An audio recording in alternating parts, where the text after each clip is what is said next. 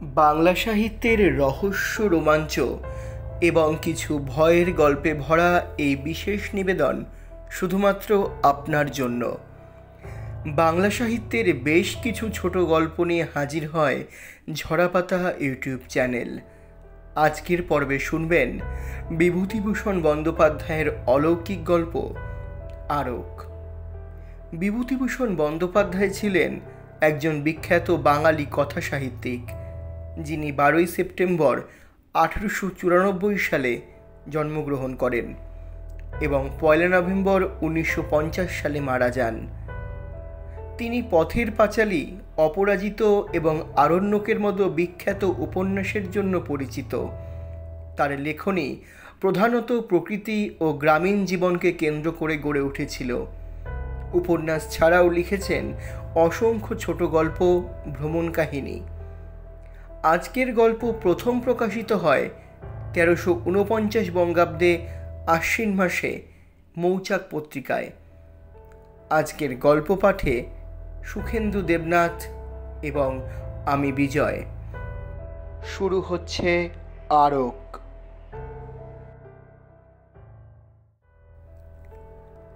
মৌচাকের জন্য গল্প চেয়েছেন।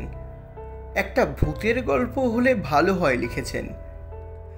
গল্প একটা দেব, তবে ভূতের নয় এবং গল্পও নয়, সত্য ঘটনা। লাহোর মিউজিয়ামে যখন চাকরি করতাম, সে সময় লাহোরের বিখ্যাত দেশবন্ধু কাগজের সম্পাদক বিনায়ক দত্ত সিং মহাশয়ের সঙ্গে আমার যথেষ্ট আলাপ হয়। মিস্টার সিং প্রাচীন সম্ভ্রান্ত বংশের সন্তান।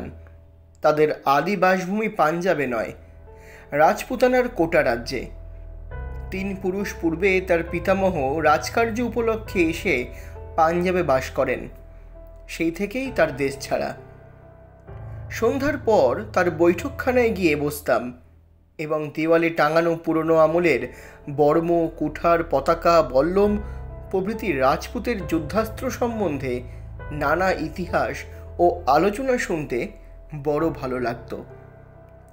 রাজপুতানার, বিশেষ করে কোটা রাজ্যের ইতিহাস সম্বন্ধে মিস্টার সিংয়ের জ্ঞান খুবই গভীর। কিন্তু এ সকল কথা নয়, আমি একটা আশ্চর্য ঘটনা বলবো। মিস্টার বিনায়ক দত্ত সিংয়ের মতো সম্ভ্রান্ত ও শিক্ষিত লোকের মুখে না শুনলে আমি এ কাহিনী হেসে উড়িয়ে দিতাম।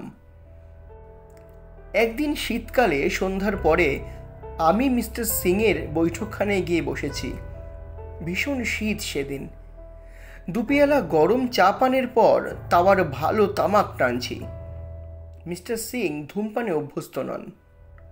হঠাৎ কি মনে করে জানি নে, আমি তাকে বললাম, মিস্টার সিং, আপনি অপদেবতায় বিশ্বাস করেন? মিস্টার সিং একটু চিন্তা করে বললেন, হ্যাঁ, করি। দেখেছেন ভূত? মিস্টার সিং গম্ভীর সুরে বললেন, না, এ আমার কথা নয়, আমার ছোট ঠাকুরদার জীবনের ঘটনা। যদি এ ঘটনা না ঘটতো আমাদের বংশে, তবে আজও আমরা কোটা রাজ্যে মস্ত বড় খানদানি তালুকদার হয়ে থাকতে পারতাম। লাহোরে এসে চাকরি করতে হতো না। সে বড় আশ্চর্য ঘটনা। আমি বললাম, কিরকম? শুনুন তবে। আমার ছোট ঠাকুরদা আমার পিতামহের আপন ভাই নন, বৈমাত্রেয় ভাই। তিনি মস্ত শৌখিন পুরুষ ছিলেন, আর ছিলেন খুব সুপুরুষ। আমি বিনায়ক দত্ত সিংয়ের দীর্ঘ গৌরবর্ণ বলিষ্ঠ দেহের দিকে চেয়ে সে কথা অবিশ্বাস করতে পারলাম না। তারপর তিনি বলে যেতে লাগলেন, আমি যখন তাকে দেখেছি তখন আমার বয়স খুব কম, কিন্তু তিনি তখন বদ্ধ উন্মাদ। আমি বিস্ময়ের সুরে বললাম, বদ্ধ উন্মাদ? একদম। কেন তিনি উন্মাদ হলেন, সেই ইতিহাসের মূলেই এই গল্প। তিনি উন্মাদ হওয়াতে কোটা রাজ দরবারের আইন অনুসারে তার ভাগের সমস্ত সম্পত্তি আমাদের হাতছাড়া। সে কথা যাকগে, আসল গল্পটা বলি। বিনায়ক দত্ত সিং তার অনবদ্য উদ্যুতে সমস্ত গল্পটা বলে গেলেন। মধ্যে মধ্যে আমি তাকে নানা প্রশ্ন করেছিলাম। সেসব বাদ দিয়েই শুধু গল্পটাই আমার নিজের ভাষায় প্রকাশ করলাম। আমাদের গ্রাম থেকে কিছু দূরে কোটা দরবারের সৈন্যদের একটা আড্ডা ছিল। আমার ঠাকুরদাদা সেই সৈন্যদের আড্ডায় মাঝে মাঝে যেতেন আরক ফুর্তি করতে।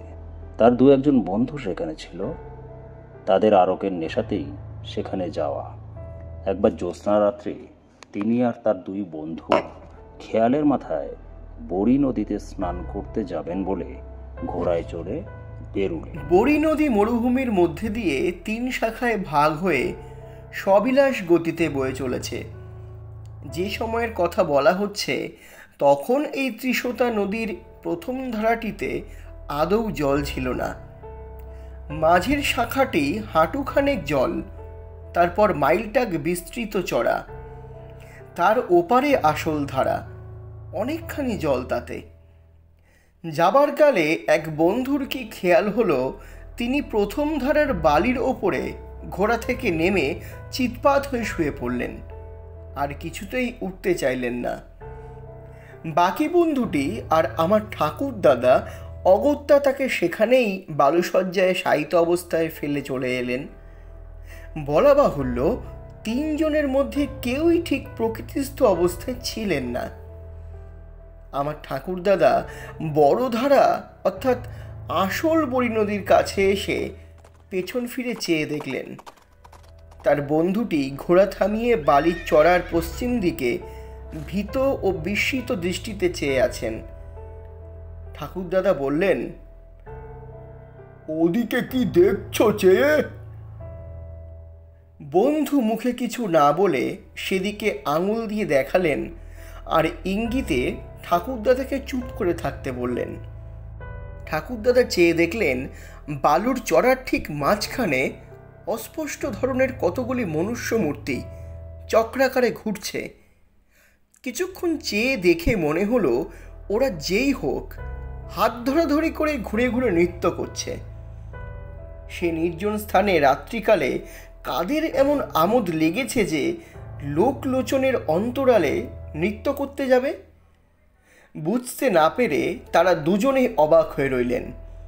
কাছে কেউ কেন গেলেন না সে কথা আমি বলতে পারবো না, কারণ শুনিনি। হয়তো তাদের মত্ত অবস্থায় সব দৃশ্যটার জন্য দায়ী ভেবে তারাও কাউকে কথাটা বলেননি সেই সময়। এরপরে আরও বছর 3 কেটে গেল। ত্রিশোতা বড়ি নদীর প্রধান স্রোতধারার 3 মাইল উত্তরে মরুভূমির মধ্যেই একটা বড় লবণাক্ত জলের হ্রদ আছে। এর নাম নাহারা নিপট অর্থাৎ ব্যাঘ্র হ্রদ। এই হ্রদের দূরে দূরে একে প্রায় 4 দিক থেকে বেষ্টন করে পাহাড় শ্রেণী। এই পাহাড় শ্রেণী কোথাও 1000 ফুট উঁচু, কোথাও তার চেয়ে কিছু উঁচু। হ্রদ ও পাহাড় থেকে খনিজ লবণ পাওয়া যায় বলে কোটা দরবার থেকেই মাঝে মাঝে এর ইজারা দেওয়া হতো ব্যবসাদারদের। আমার ঠাকুরদাদা পূর্বোক্ত ঘটনার প্রায় 3 বছর পরে একদিন এই হ্রদের জলে বালিহাঁস শিকার করতে যাবেন ঠিক করলেন। গভীর রাত্রে বালিহাঁসের দল হ্রদের জলে দলে দলে চড়ে বেড়ায়, এ কথা তিনি শুনেছিলেন। একটা ঘাসের লতাপাতার ছোট ঝুপড়ি বেঁধে তিনি তার মধ্যে লুকিয়ে থাকবেন দিনমান থেকে, কারণ মানুষ দেখলে হাঁসের দল আর নামবে না। সব ঠিকঠাক হলো, কিন্তু 2-1 বৃদ্ধ লোক নিষেধ করলে রাত্রিকালে নাহারা হ্রদের ত্রিসীমানাতেও যাওয়া উচিত নয়। কেন? তার স্পষ্ট করে কিছু বললে না, শুধু বললে জায়গাটা ভালো নয়। ভৈজি নামে একজন বৃদ্ধ ভিল আমাদের প্রজা ছিল। সে বললে, কোটা দরবারের নিমক মহলের এক বেনিয়ার সেই জারাদার ছিল তার যৌবন বয়সে। উক্ত বেনিয়ার লবণের গুদাম আর আড়ত ছিল নাহারা হ্রদের পার থেকে মাইল খানেক দূরে পাহাড়ের কোলে। সে সময়ে সে দেখেছে হ্রদের ওপরের আকাশ হঠাৎ গভীর রাত্রে যেন দিনের আলোকে আলোকিত হয়ে উঠল। কেমন যেন অদ্ভুত শব্দ হচ্ছে হ্রদের জলে, এই মোটের ওপর এই রাত্রে হ্রদের ধারে কেউ যায় না। অনেক দিন থেকেই স্থানীয় লোকেদের মধ্যে এ ভয় রয়েছে। একবার এক মেষ পালক রাত্রিকালে হ্রদের ধারে কাটিয়েছিল। সকালবেলা তাকে সম্পূর্ণ উন্মাদ অবস্থায় এই নিমকের গুদামের কাছেই পায়চারি করতে দেখা যায়। আমার ঠাকুরদাদা এইসব গাল গল্প শোনবার লোক ছিলেন না। তিনি বুঝতেন ফুর্তি, শিকার, হল্লা আর হইচই। লোকটিও ছিলেন দুঃসাহসী ও একগুঁয়ে ধরনের। তিনি যাবেনই ঠিক করলেন। বৃদ্ধ ভিল তাকে বললেন, হুজুর, হাঁসের দল যদি জলে নামে তবে সে রাত্রে কোনো ভয় নেই জানবেন। ঠাকুরদাদা জিজ্ঞেস করলেন, কিসের ভয়? বাঘের? তার চেয়ে ভয়ানক কোনো জানোয়ার হতে পারে কি জানি হুজুর, আমার শোনা কথা মাত্র, ঠিক বলতে পারি নে। তুই সঙ্গে থাক না, বকশিস দেব। মাফ করবেন হুজুর, 100 রুপয়া দিলেও রাত কাটাবে কে নাহার নিপটের ধারে? প্রাণের ভয় নেই। আমরা ভিল বাঘের ভয় রাখি নে। এই হাতে তিরি দিয়ে কত বাঘ মেরেছি, কিন্তু হুজুর, বাঘের চেয়েও ভয়ানক কোনো জীব কি দুনিয়ায় নেই?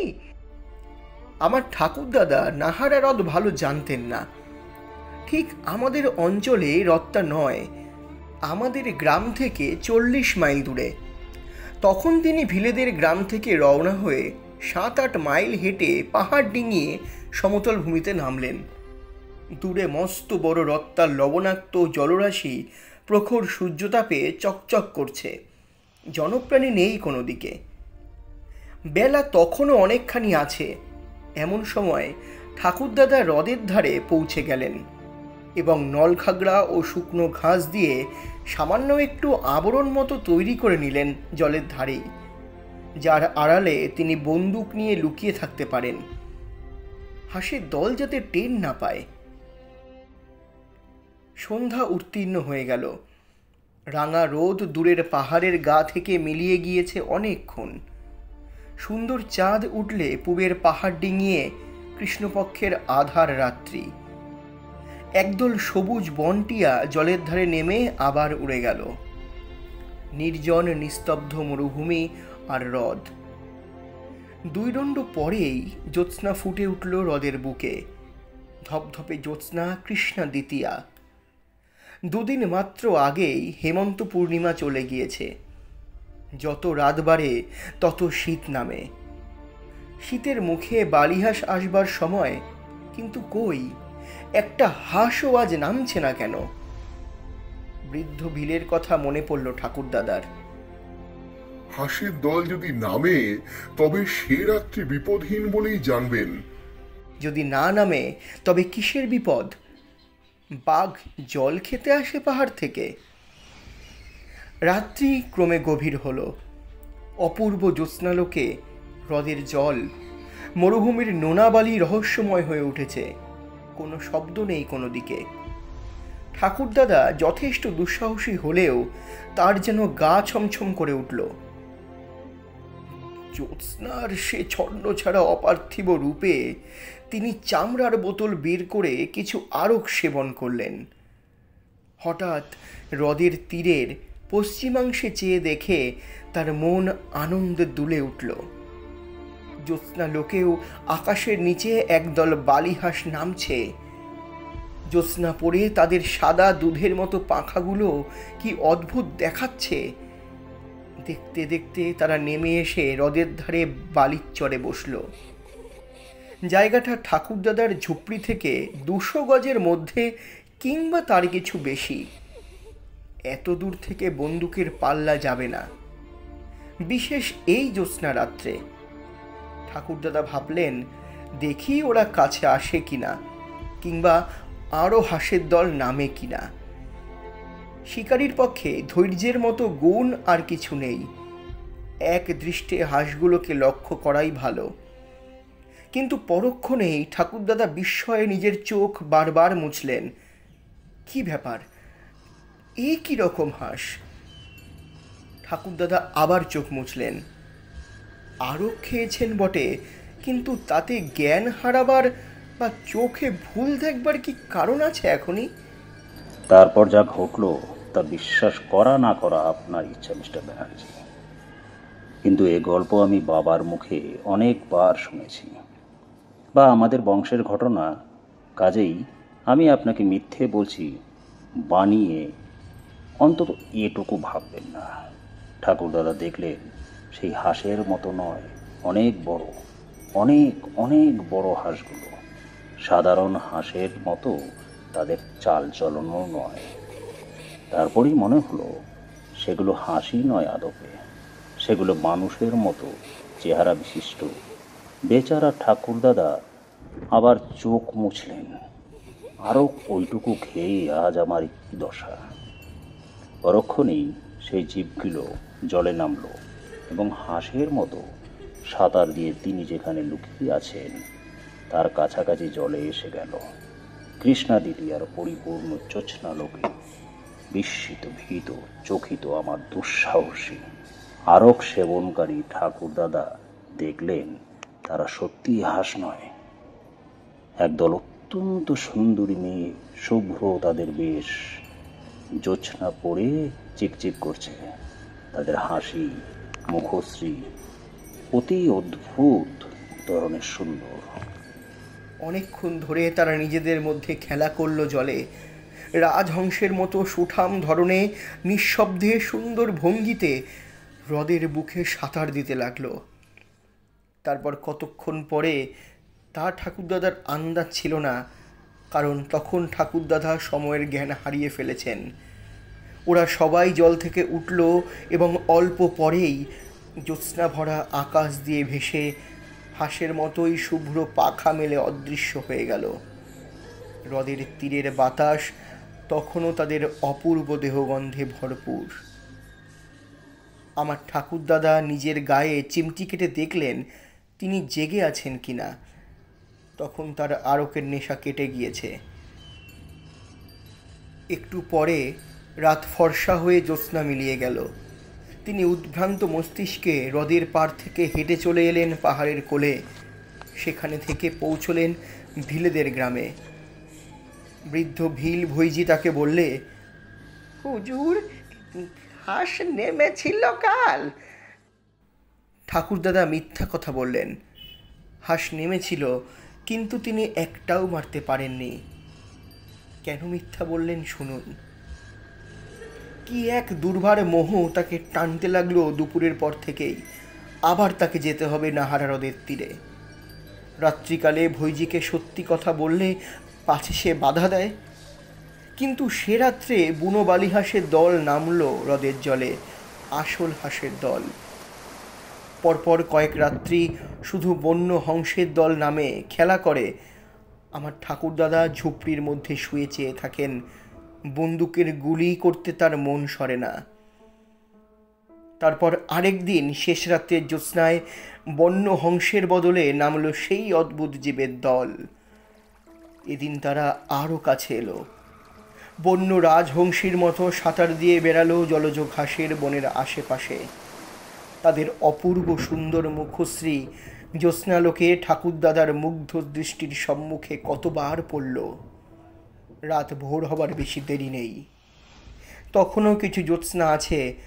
আমার ঠাকুরদাদা কী ভেবে আরকের নেশায় কিংবা ভালো অবস্থায় জানি না ঝুপড়ি থেকে উঠে ছুটে জলের ধারে চললেন। বোধহয় ওদের কাউকে ধরতে গেলেন।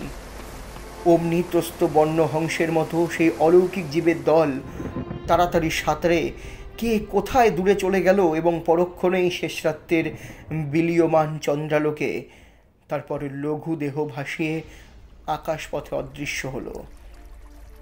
পরদিন দুপুরবেলায় আমার ঠাকুরদাদাকে উন্মাদ অবস্থায় হ্রদের ধারের বালির চড়ায় লক্ষ্যহীনভাবে ঘুরে বেড়াতে দেখে জনৈক্য জেলে তাকে ভিলদের গ্রামে পৌঁছে দেয়। বৃদ্ধ ভিল ভৈজি ঘান নেড়ে বললেন, আমি বলেছিলাম হাঁসের দল যেদিন না নামে সেদিন বড় ভয়। ঠাকুরদাদা মাঝে মাঝে ভালো হতেন, আবার উন্মাদ হয়ে যেতেন। ভালো অবস্থায় বাড়িতে এ গল্প করেছিলেন, একবার নয় অনেকবার। মৃত্যুর 10 বছর আগে থেকে তার মোটেই ভালো অবস্থা আসেনি। বদ্ধ উন্মাদ অবস্থায় তার মৃত্যু ঘটে। বিনায়ক দত্ত সিং গল্প শেষ করলেন। আমি বললাম, খুব অদ্ভুত ঘটনা, তবে মিস্টার সিং বললেন, তবে বিংশ শতাব্দীতে বিশ্বাস করা শক্ত, সে আমিও জানি। আমাদের দেশের সকলে বিশ্বাস করে না। এ আজ 50 বছর আগেকার ঘটনা বলছি। কেউ বলে ঠাকুরদাদার অতিরিক্ত আরক সেবনের ফলে ওইসব চোখের ভুল দেখা। বন্য হংসীকে ভেবেছেন আকাশপুরী। আবার কেউ বলে না, আকাশপুরী দেখলেই লোকে পাগল হয়। সেই বৃদ্ধ ভিলভৈজি সেই কথাই বলতো। কি করে বলবো কোনটা সত্যি কোনটা মিথ্যে? তখন আমার জন্মই হয়নি।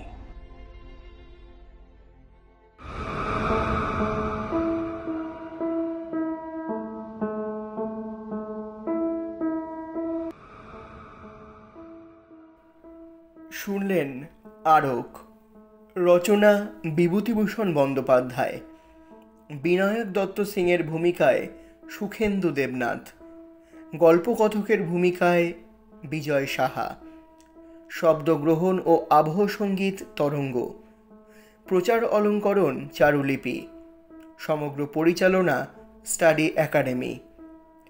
আগামী সপ্তাহে নতুন একটি ভৌতিক গল্প নিয়ে হাজির হবে ঝরাপাতা ইউটিউব চ্যানেলের সমস্ত পরিবেশনা শুনতে এখনই সাবস্ক্রাইব করুন এবং বেল আইকনটি ক্লিক করুন নতুন নতুন নোটিফিকেশন পেতে।